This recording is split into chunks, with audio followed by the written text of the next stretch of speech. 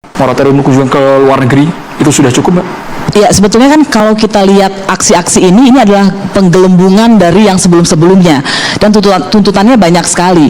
Dan saya mau lihat soal kerusuhan itu ada dua. Satu, ada seperti kata Pak Presiden, ada yang menyusup. Tapi kan kalau kita lihat di publik ada juga masa anak muda yang keluar, yang turun ke jalan ikut mengambil. Misalnya salah satu yang menurut saya sangat harus kita potret adalah bumbu dapur pun diambil.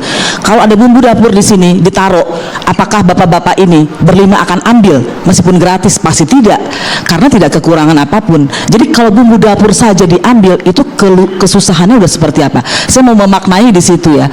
Nah, kalau kemudian soal penyusup, saya pikir negara harus bertanggung jawab membuat tim pencari fakta yang independen, bukan hanya menuding. Tapi kalau itu benar, kita senang dong kalau ada tim cari fakta, kita juga kepingin tahu. Nah, kalau tuntutan sebetulnya jauh sekali, nyaris tidak pernah ada yang dikabulkan seperti kata Mas Ikram tadi dan teman-teman mahasiswa dan lain, teman-teman buruh, tidak pernah ada yang didengar. Misalnya perampasan rakyat, perampasan uang masyarakat melalui undang-undang Omnibus Law Cipta Kerja, perampasan kepastian kerja melalui Omnibus Law Cipta Kerja, tentang lingkungan melalui Omnibus Law Cipta Kerja, itu nggak pernah didengar, gitu ya. Jadi menurut saya sebetulnya melihat fenomena saat ini bukan hanya menghukum, tapi kemudian melihat kepada diri sendiri, kenapa itu bisa terjadi. Itulah sebetulnya yang diajarkan oleh ilmu dalam melihat kejahatan, yaitu kriminologi. Kalau ada kejahatan, itu orang tidak hanya dihukum karena itu cuma kacamata hukum, tapi kenapa ya sampai ada fenomena itu. Tapi kami berharap dari fenomena yang kemarin ketika ada aksi berhari-hari non-stop, semua pihak bukan hanya terpusat di Jakarta tapi di sejumlah wilayah, itu akan didengar oleh eksekutif.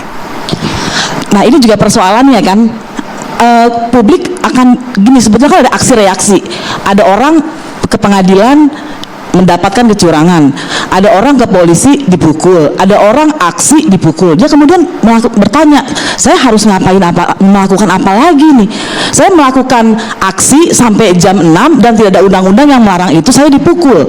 Saya pernah juga tahun 2020, 2019 harus lari-lari karena baru jam 4. Emang ada aturan di Indonesia? Emang ada undang-undang bahwa demonstrasi hanya boleh sampai jam 4, hanya boleh sampai jam 6?